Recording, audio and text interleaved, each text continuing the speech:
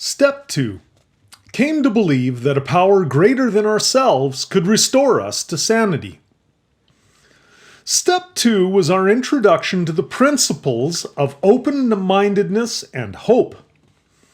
In Step 1, we confronted our addiction, admitting that we were powerless over marijuana and that our lives had become unmanageable. We were then left with two alternatives: to stay as we were and continue using marijuana until we died, or to seek spiritual help. Once we admitted our powerlessness, we had to find a power greater than ourselves by which we could live. We knew that our human will alone had never been sufficient to manage our addiction. We began to realize that only a higher power could help us. When we came to meetings and listened to others, we identified with the insanity of addiction as described by the members of the fellowship. We began to grudgingly admit that we were selfish and self-centered too, just like the other addicts in the group. We were spiritually bankrupt and needed help. We could now see that our marijuana abuse had continued long after we realized that we had a problem. We had continued using even as we became ever more resentful, isolated, paranoid, slothful, and desperate. No matter how great the need or the wish to stop, the thought of using eventually pushed aside all the reasons why we should. We always had to have a supply on hand and felt horribly guilty that we couldn't stop using. Our insanity was evident as we repeated the same behavior over and over, yet somehow expected different results. Some of us even had bad experiences each time we smoked, but managed to suppress them somehow before we used again. We came to realize that trying to fix our lives with marijuana hadn't worked. Marijuana had once seemed to be the most effective way to help us cope with the problem of living, at least temporarily. When we stopped using marijuana, we didn't automatically feel worthwhile and full of purpose. Our overwhelming feelings, character defects, and negative actions were still there. Sometimes they seemed even stronger than before, because we had no anesthetic to dull them. We were not problem users whose problems went away when we threw away our stash. When we stopped using, we found we had a problem with living. We were addicts. We began to see the possibility that our beliefs about ourselves, formed while using, had been mistaken. We saw that our perceptions had been based on delusion. Some of us had withdrawn physically with little social contact. Some of us had isolated emotionally, not allowing anyone to get close to us. And some had hidden behind a front of functionality, while in our hearts we felt trapped and incapable of controlling our using. Sometimes this front took the form of aggressive or defensive attitudes, sometimes of passive or indifferent attitudes. These were the symptoms of our disease. We had never before been able to find the power necessary to change. At this point, many of us found ourselves faced with a seemingly overwhelming dilemma. Our higher power had always been either ourselves or our drug. Now we were being asked to accept the existence of a new and greater power. Some of us said, "I won't believe." Some said, "I can't believe." And some said, "I may believe in the existence of a higher power, but I have no real hope that it will help me." People that will not believe in a power greater than their ego are threatened. We tell these people that MA doesn't demand anything. Those of us who did not want faith were reminded that there is no dogma in Marijuana Anonymous. It's not necessary to acquire a major God consciousness to be able to cease using. All we need is to maintain an open mind and a hopeful heart.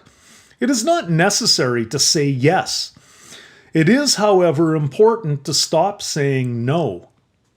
Observe the reality around you and recovery taking place within MA. One only has to stop fighting. Higher power means different things to different people. To some of us, it is a god of an organized religion. To others, it is a state of being commonly called spirituality. Some of us believe in no deity. A higher power may be the strength gained from being a part of and caring for a community of others. There is room in MA for all beliefs. We do not proselytize any particular view or religion. In MA, each of us discovers a spirit of humility and tolerance, and each of us finds a higher power that works for us. Some of us think of the group as our higher power. After all, the group is more powerful than any of its individual members.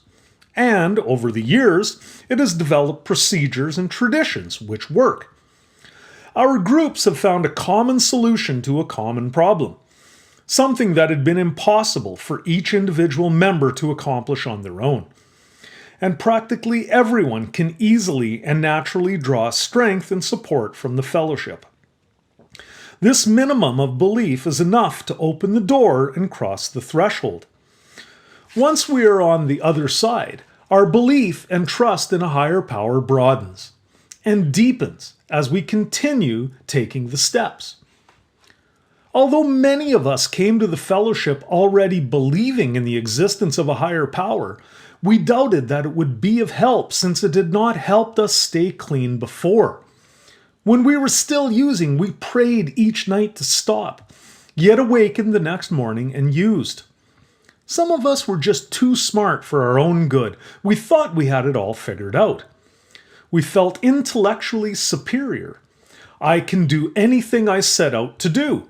Knowledge is power. Yet we were faced with the paradox of our own addiction. Our best thinking brought us to our bottom. What we learned is that recovery from addiction requires resources beyond the capacities of any one individual addict. Still others had become disgusted with religion. We could only see hypocrisy, nonsense, bigotry, or self-righteousness. But upon closer examination, we found blossoms of truth and beauty hidden among the thorns. We discovered that some of these arguments were simply devices to feed our own egos, actually making us part of the problem. They were ways of feeling superior. Ironically, we were the ones who had become self-righteous. It was time to open our minds. Then there were those of us that came to the program still seeing ourselves as being very religious. Yet again, we too were faced with the question of why we had been unable to overcome the disease of addiction. Obviously, our religion alone hadn't been the answer. Gradually, as we listened to other recovering addicts, we became willing to do what was needed. We came to believe that a power greater than ourselves could restore us to sanity. Marijuana Anonymous gives us no definition of a power greater than ourselves. We practice spiritual principles, not religion. We have no theological doctrines. What we do have is a realization that we had never been able to stay clean on our own. We needed a higher power to do that. We realized that it would be arrogant to think there was no power greater than ourselves in the universe. There is room in MA for all beliefs or none. It doesn't matter if we are agnostic, atheist, or theist. We all have a place here. There is no conflict. For each of us, a power greater than ourselves is whatever we choose it to be. It can be any positive, powerful thing that we are comfortable with. As we began recovering, we let go of convincing others that what the greater power was, and instead focused on how to use that power in recovery. We had sane minutes, hours, days, and weeks. We either found the way to a new faith or renewed our old one. We saw that a power greater than ourselves was doing for us what we could never do alone. We saw that force working in our lives and in the lives of others. For step 2, we had only needed to answer the questions: do I now believe, or am I open to believing in a power greater than myself? After that, we were ready for step 3.